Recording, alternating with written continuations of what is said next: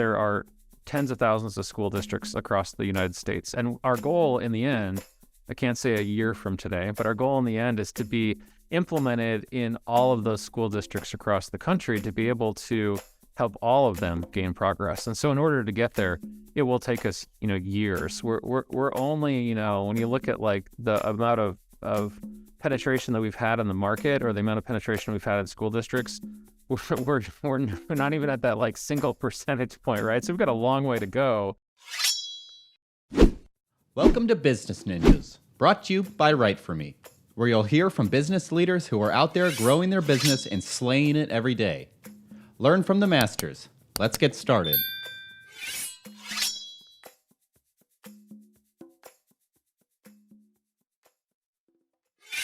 Hi, and welcome to another episode of Business Ninjas. I'm here today with Andy Rahden, CEO of Shmoop. How you doing today, Andy? Good. Thanks for having me, Andrew. Oh, thanks for being with us. I think Shmoop is one of those words that you cannot say without smiling. That's not a bad thing. 100%. Please tell us a little bit about yourself and about Shmoop. Yeah, so my name is Andy Rahden. I'm the Chief Executive Officer here at Shmoop. I've been at the company going on about 4 years now. So Shmoop is an education company focused on middle schools and high schools and providing solutions and programs to students and teachers at those middle schools and high schools. So it's about a 15-year-old education company today.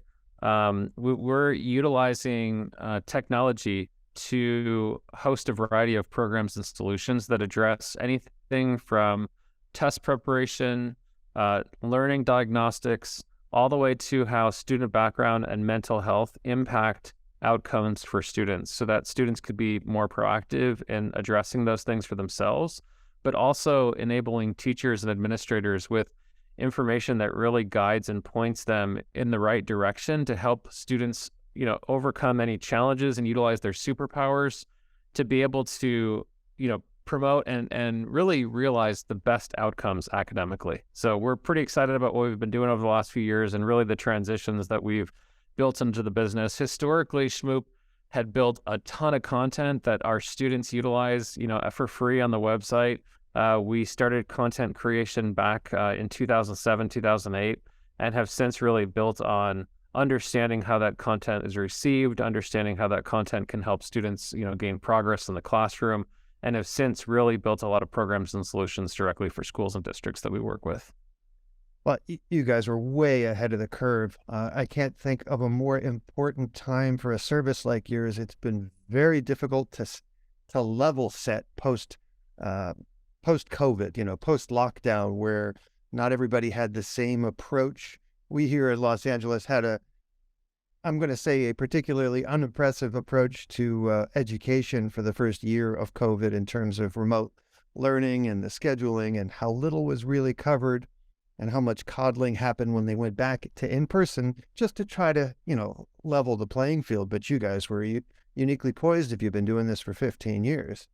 Yeah. I mean, the reality is I think most everybody was probably poorly positioned for that. But when you get put into a corner like we were during COVID, the country gains progress. And so this is actually probably one of the best things that's ever happened to education. I think it has a negative impact on the immediate student population that really went through it. And then it also has a lot of downstream negative impacts on as you've heard, learning loss and other things that way. But when it comes to long-term progress for education, there's a lot of positives that come out of that. I mean, one of the most immediate positive things that we realized was before COVID, all of our content, all of our programs were all digitally hosted on the cloud, right? And that, that's how most tech companies distribute access to their products.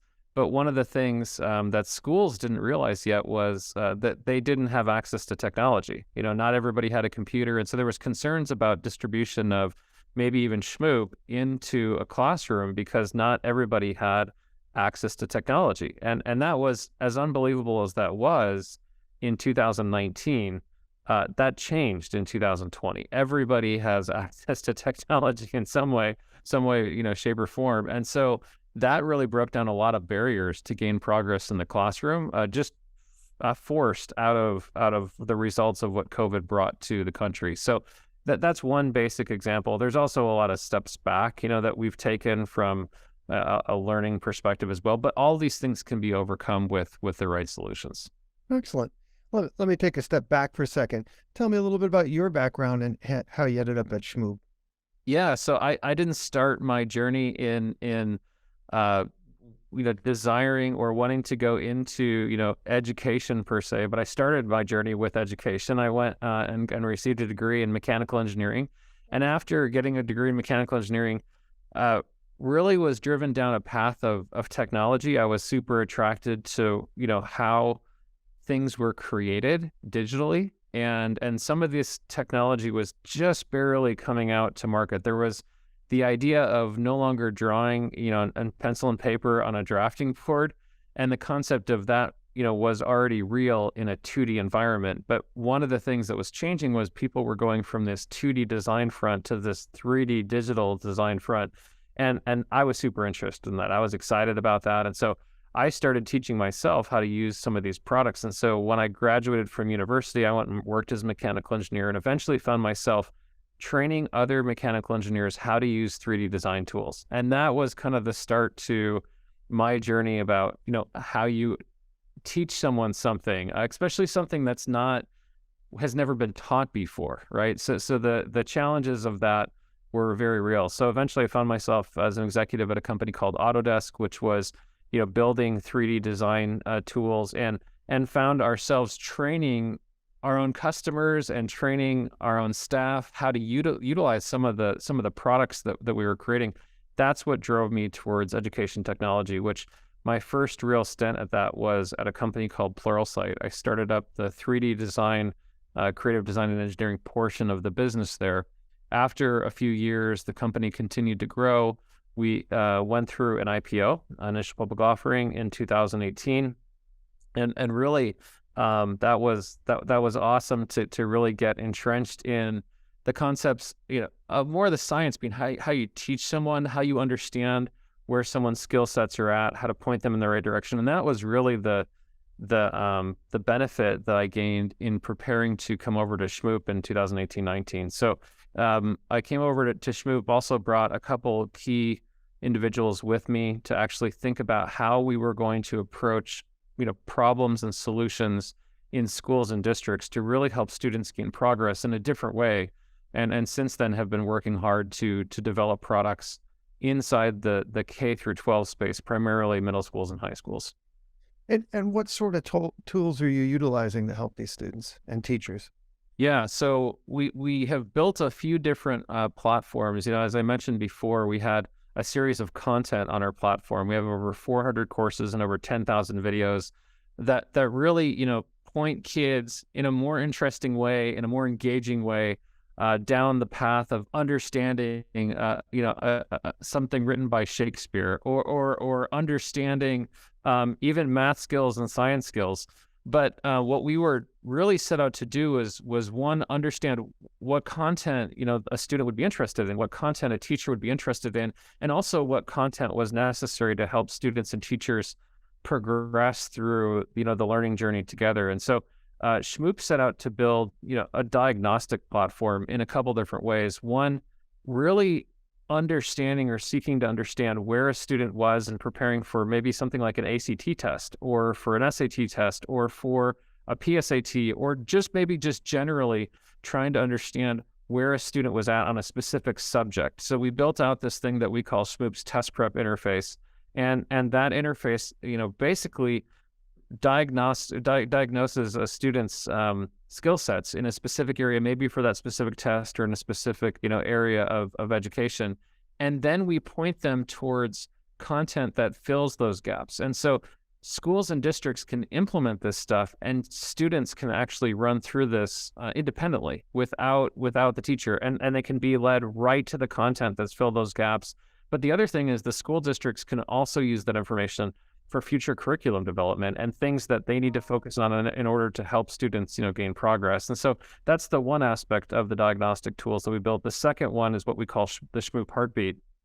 And Heartbeat is really analyzing and understanding a student's background. A student's, things like sleep, access to food, different things like this that actually might impact a student's emotion, and things that might impact a student's cognitive abilities, things like storing memory, their inhibition. And these are things that actually impact their academics. They're things like reading comprehension skills. And so we provide some directives and direction along things like, a school district might have something like a portrait of a graduate. And so we want to help the school districts better accomplish their end goals, their end results of fulfilling, the best outcomes for academics. But in order to do that, we've realized some of these unconventional things that students and different struggles that students are dealing with need to be addressed in order to really accomplish those things long term. That's quite a holistic approach, and I appreciate what you do because, first of all, we're all human beings, right? And we're now talking about people at an age where they're not even fully formed, right? People aren't necessarily self-aware. Yeah. So approaching them in a cookie cutter way just doesn't get the job done. It's very difficult to level set unless you approach a person as their entirety. So I applaud your foresight. What makes you stand out from your competition? I assume there is some competition in your space in terms of these types of tools. Yeah, for sure. I mean, and in both of these areas, I think the thing that really sets us apart is the fact that we do both the diagnostic on the academic side and also the diagnostic on the non-academic side. Because when you bring these things together, that's when you really do truly understand, an entire student to be able to provide some directives and some direction. So we're one of the few companies that are actually doing both. But when you look at both of those things separately, on the test prep side, we're one of the only companies that not only diagnoses where a student is at, but also provides the direction, the answers to the questions, the directives of what to actually go study. We're one of the only tools that actually do that independently, directly with the student. And then on the whole child side, on the heartbeat side, a lot of different companies out there today are building tons of content to implement into school districts for what they call social emotional learning, or these different content distribution things that they want to put into the school. And the problem with it, as we see it, is it's complicated, right? You have to train people what the content is. Some of the content may or may not apply to all students.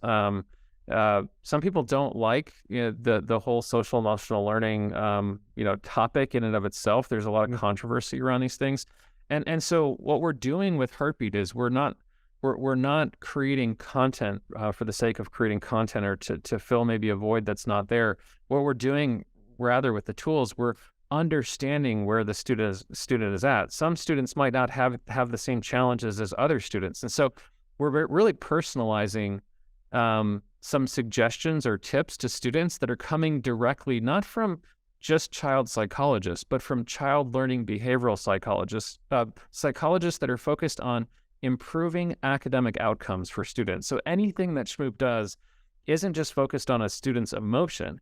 The point of maybe why you would address emotion is to improve the academic outcomes. And so rather than going down a directive of just some social emotional learning directive, you're actually giving advice to the student of, here's some things that you can do to improve sleep. Here are some things that you can do to improve your situation. If you need supports at home for your homework, maybe you don't have parents, maybe you only have one parent. And so the concept of giving the students direct guidance from someone who's focused on learning outcomes is so impactful. And so we're actually the only tool that does that on the market today. And so we take a lot of pride in that approach to helping students, not just getting involved in emotion for emotion's sake, but really getting down to the root of what the challenges are and how to help students overcome those challenges. I love it. You're empowering children to have the tools to learn and thrive. I mean, what could be better than that? That's right. That's right. In terms of your business, what percentage is direct to students and what percentage is through educational institutions? Yeah, today, just looking at the amount of students, we have about 10 million students on the platform today. So there's a lot of students utilizing our free content, a lot of teachers in there as well utilizing our free content, and that has primarily happened from word of mouth, transition from one person telling, hey, you should go use Shmoop, one student telling another student. And that's transition, to teachers utilizing our videos in the classroom. We have, tens of thousands, hundreds of thousands of teachers that utilize the videos in their classrooms for free at no charge from Shmoop. On the back end of our platform, we are working with over 3,700 schools and districts across the United States that are actually purchasing access to Shmoop for the students in their schools or districts that they're supplying, either content for or these programs implemented in the school districts. And that's exciting because we really can have impact, not just directly with the student, but also that data is meaningful to help school districts make better informed decisions as they progress their schools forward to address the student needs and the student populations as things progress for the students over the year. I mean, it sounds like a no-brainer in terms of efficiently leveling the playing field and helping people on both sides of the equation, helping teachers teach and children learn. That's and from a business perspective, this is a SaaS model. It is, yeah. We host everything on the cloud. We're providing access to our products over a period of a year. So we sell to school districts, typically, give them 12-month access to Shmoop. And so they're using that throughout the school year, and they're engaging in the platform and programs and products consistently through the week. So yeah, that's something that they're utilizing almost on a daily basis, in some cases on a daily, and it depends on which platform. In other cases, they're engaging in that, a few times a week.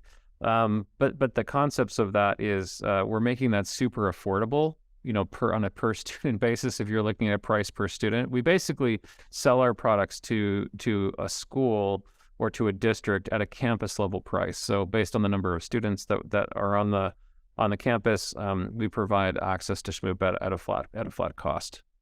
And is there a particular age range that seems to thrive more? I know you run K through 12. Is this more middle school? Is this elementary school? Where do you see the focus? Yeah, so both of our products, obviously, if you're taking an ACT or a PSAT, if you're doing a PSAT, you're probably in middle school coming into high school.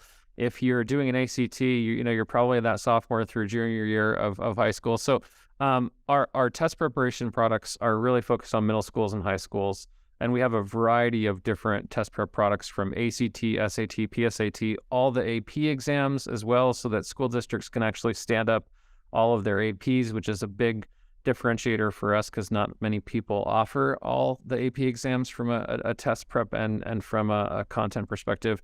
And then on the heartbeat side, all the research that's been done on student, on whole child diagnostics is really from a middle school and high school perspective. We don't focus on elementary school students as much. It's really grades 6 through 12, or in some cases, grades 5 through 12. Understood. Now, tell me about the last couple of years in COVID. I imagine you guys were uniquely positioned to help people out because you had the infrastructure in place for remote learning and all this kind of stuff. Tell me about growing the business through COVID. Yeah, I remember the first day, in March, we're trying to figure out what was actually happening from this weird disease that was spreading out of China. We got a little bit of a heads up into it because some of the test prep tools that we provide were being utilized in China, and so we had a little bit of a heads up to, hey, these things are happening a little bit earlier in a very unexpected way, because we our products are used unintentionally across the world in countries all over the place. But as that started to happen, we started to realize the serious nature of schools actually shutting down, and so our immediate reaction was a little bit of concern for the business because we didn't know how that would impact, would our customers pay us? Would they be around to actually pay us? Would the business survive through this whole thing? We were being real intentional about what we were building, but we didn't know the future. And then the realism of schools starting to shut down. The first thing was teachers weren't prepared to distribute content. They were printing documents off and thinking about having people pick stuff up from the school. That was starting to happen in the beginning. And that that was obviously hugely inefficient. And while we realized that technology could be used, teachers and school districts, really the school districts, weren't prepared, and not all teachers were equal. Like some teachers were more prepared than others, and so that variance created a lot of concern for us as a business. But what we did is we said, you know what, we can distribute our content overnight to the entire United States if we wanted to do that. And so we made our content available for free. We told people if they wanted to implement Shmoop, we would do that overnight. And we did that in hundreds of districts across the country. Immediately, we didn't charge anything for it. We hoped that some of those customers would convert as, thanks to the favor.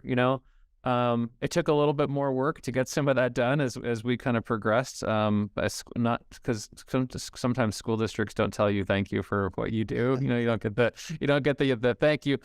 We've been hearing that more and more though as we've progressed, and it was a lot of work on our customer success team here to implement, and our support team to actually go get all that done. I mean, literally the days went from 8-hour days to like 20-hour days, and so there was a lot of physical work that was being done. But it was pretty exciting to be able to contribute to helping progress. And some of the schools that implemented our products, one real proud one that we have now is we were just on the news recently in Salt Lake City, Utah, and the Utah State Board of Education, alongside of our chief operating officer here at Shmoop, highlighted that Utah's ACT scores all the way through COVID actually went up as a result of using Shmoop, not the opposite direction. And we've been hearing this from a lot of our customers, a lot of the customers that are really focused on strong implementations throughout COVID and beyond.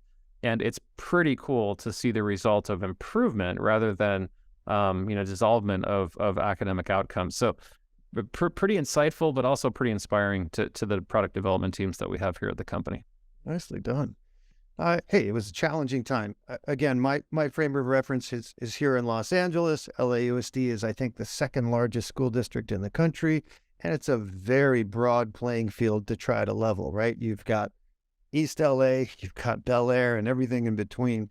So fortunately, the local internet providers were offering free internet to any household that didn't have it, just for remote learning, and the schools were giving out tablets and things like that. So they did the best they could, but it was not without hiccups. Let's put it that way. 100%. There's no way you can 100% avoid them. At LAUSD, through COVID, one of the things that we helped LAUSD with specifically was with all of their AP curriculum. So anyone that was taking an AP class had the benefit of utilizing Shmoop. Sadly, we don't do more with LAUSD right now. We want to be able to provide more insights to the whole child and do more with LAUSD proactively, and we're working on that hard. But for those students that were in AP classes, they had the benefit of Shmoop. Not all the way through COVID, they actually implemented right in the middle of it. So through that process, though, it's been awesome to see the progress for students in LAUSD. And there's a few people at LAUSD specifically. Dharma is one of them over there that's really put a lot of hard work into, because you're really thinking about one person and one person taking the initiative to go drive that, not just the implementation, but the impact across the entire school district. And so there are a few people that work really hard, and Dharma is one of those people at LAUSD that does a tremendous job of gaining progress for the kids. Look, we as parents, we have sort of a narrow scope of what we see and how it's implemented. I do not want the job of trying to administer education to as many million kids from as many disparate backgrounds and situations as are necessary here in LAUSD. So I applaud anybody who's pushing that rock up the hill. It's a big rock to move, but they're working hard to do a great job. So, now you talk about content a fair bit. Tell me about the role of content in growing your business in terms of marketing. Yeah, one of the things that we do from a perspective of content development is we host study guides and learning resources for kids that are struggling maybe with a homework assignment or struggling with getting something done. And as I mentioned before, there's millions of pages of content, over 400 courses and over 10,000 videos. And so that content, we utilized a very different approach to the content, not just paid, words on a page, but we were really thinking about the way that those words came across. So we use some engaging techniques. You can get lost, especially if you're a 16-year-old reading Shakespeare. Your attention span might be different than one of like a 50-year-old interested in digging into Shakespeare, right? And so, I think most English teachers wonder why their students aren't more interested. Well, every student's different, right? And so there's a different set of students, but all students, it's important that these things are taught, and the foundational principles of education are really formulated with students. So it's the information that's being taught might not be interesting, but it's extremely important. So we were trying to provide a desire or a passion for our students to want to learn more about these things. And so we wrote all the content in a specific way to keep students engaged. And that's been awesome. We've been highlighted for, the snarkiness and kind of the fun behavior that we've created with hosting something like that. A lot of our videos are used for that reason, to make students laugh before they start reading something really in depth, or to be able to understand some really difficult topics that otherwise you wouldn't have been able to relate to. And so I wish Shmoop was around when I was a kid. That would have helped me a ton to get through a lot of the different directives and things that I had to get done. But that's really where our students and our teachers are introduced to Shmoop. In fact, a lot of people, like you mentioned before, don't even know what the word Shmoop means. It's a Yiddish term for us that means progress, and there's some humor behind that as well, which I won't go into right now. But the concept of the progress is really what we're trying to get down to. And so teachers and administrators come back to us to gain access, further access to those products around, again, those learning diagnostic tools, or that focus of the whole child, and how they can help them really gain progress in their education and their abilities as they progress. As I said before, it's fairly impossible to say the word Shmoop without smiling. Yep. That's a powerful tool as a gateway to a child, right? It's That's right. not something parochial and multi-syllabic on the way in the door. You have lightened the energy before the process has begun, and that's a huge step right there. And that was 100% intentional, right? And so that's exactly what we want to be. We don't want to make things heavy. There's a lot of heavy things to deal with and challenges to deal with in life. We really want to make that engaging and fun, and lighten that up a little bit to be able to open the mind and to be able to receive information and store things more readily. And there's a lot of scientific research that's done on just that. Kids are dealing with a lot of different traumatic situations. Trauma is a blocker to memory storage, and it's a blocker to reading comprehension. So absolutely. This is a big rabbit hole, but I personally think, post-traumatic stress is an underused term. We seem to want to reserve it for the most catastrophic, super obvious cases, the police, the military, that kind of thing. But trauma is defined by every person slightly differently. We all get our pulls rippled at an early age. And if you can bring some walls down that allow kids to have a new tool to take in information again, Yeah, and trauma happens at different levels. For an infant, it's taking a toy away, right? Yep. For a boy, for a teenager, it might be breaking up with a boyfriend or girlfriend.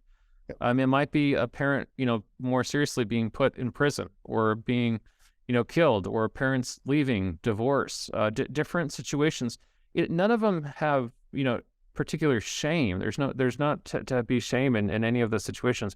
Every one of us deals with a different challenge in life, and every adult, every teenager, every kid, everybody has different challenges. And I think there's a lot of misconception around mental illness, mental health, and behavioral health. They are different things, and they all need to be, treated differently. If someone has mental illness, going and working with a psychiatrist to actually understand, diagnose what medications need to be distributed. But we all definitely have challenges around mental health, and as an outcome, behavior is impacted. And so addressing these things and kind of just being aware that everyone as a challenge at some point in time is it breaks down a lot of barriers to really understand that. I mean, we all have things like anxiety as a result of maybe a traumatic experience, maybe a lightly traumatic experience. We don't have to rate the heightened aspect of how serious something was that we dealt with, but we all deal with anxiety at different points in time. We all deal with lack of sleep, which impacts our inhibition. These are all things that we deal with as human beings. Well, I applaud you. You are you're running a tool that is very needed today, probably more than ever. The last couple of years have been challenging for everyone. I always hope that there's a systemic level of empathy that has risen. I don't necessarily see it here on the ground every day in LA, but LA is a particular place. I hope that everybody knows that everybody's going through something and that we can all help, and that tools like yours are there for kids and teachers that need them. So they are. And the good thing is, I think these things are being seen. Just this morning, the United States Secretary of Education's office reached out to us specifically around how they can be more proactive and how we can start some collaboration around some of the things that we're doing here as a company in conjunction with what, the school system is doing and how they can be more proactive across the United States. So we're excited to have those types of conversations. I think people want to drive those outcomes. Everyone's intentions are in the right place. There's a lot of work to be done. That's the harder part to actually, get done, but you have to start somewhere, and that's exactly what we're doing. Nicely done. Switch gears. What's something you'd like to be celebrating personally and professionally 1 year from now? We would like to be in twice as many schools and districts than we're in today. We have a lot of progress to be had.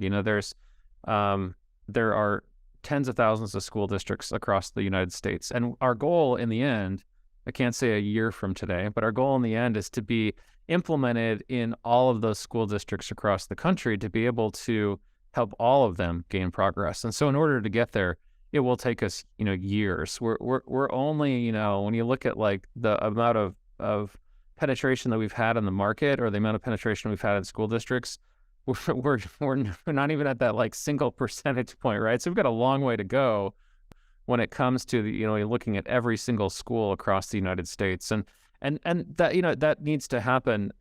I wouldn't say slowly. It needs to happen step by step by step. But we have a lot of experience here at Shmoop, especially the team that we have here, of doubling and tripling the size of businesses as we've progressed. And I think that's a skill set that you need as an organization in order to accomplish those big, lofty goals that you're trying to get across. Because growth is challenging to deal with. You have to continually be able to hire people, and you have to continually be able to grow the business appropriately without overspending and not underspending. So there's all these challenges that you've got, but that's exactly what we're set out to do. And personally, I want to see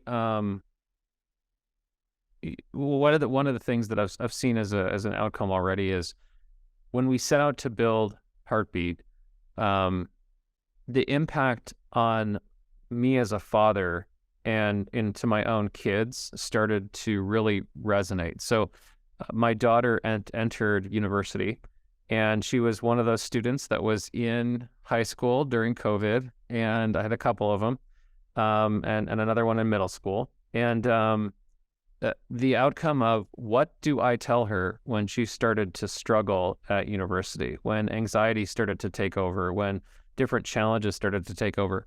Without the products that we build today, I wouldn't be able to give the same level of advice to my own daughter. And so I'm super grateful to have been able to utilize that.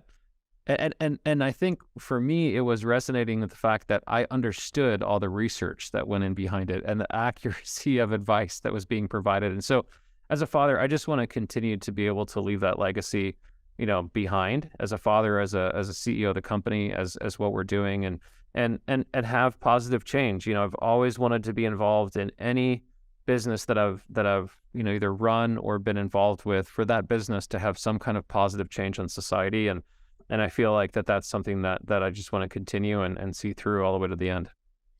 I thank you for your work from the bottom of my heart as the parent of a nearly 16-year-old who's in multiple APs, and the mailbox is full of colleges courting her every day.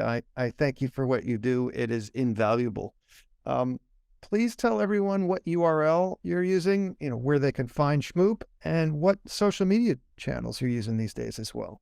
Yeah, so a lot of ours are B2B channels, on the social media side, so we'll get to those in a second. But really, the easiest way to get to us is go to shmoop.com, SHMOOP as in Paul.com.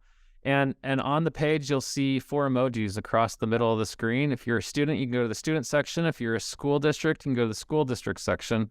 And if you're a school district specifically, as you dig in there, you can get a little bit more insight into our courses and content, our test preparation tools, and Heartbeat to be able to learn more about each one of those specific products. If you're a student, you can get involved right into the study guide side of what we're doing and really use the search tools to find what you need help with, and it will point you right to the direct location. So on the social media side, we utilize a lot of reach out via either PR. So we have a blog on the website. You can also get to that through shmoop.com and going to schools and districts. But you can also just Google Shmoop blog and you'll find us directly off there. The social media side, though, you'll also reach out to us on LinkedIn. We have a lot of information that goes out on LinkedIn to the different schools and districts that we're working with. Teachers were never on LinkedIn previously. You can also find us on Twitter, but they have started to move over and collaborate a little bit more on LinkedIn over the past year. So we'll see how things progress there. But we're also on Twitter at Shmoop. So super excited about what we're doing there and look forward to more continuous conversations. Excellent. Andy Rahden, CEO of Shmoop, I wish you and yours all the best and continued success with Shmoop, because the better you do, the more human beings get to thrive and pay it forward down the line. So I truly appreciate what you do. Thanks, Andrew.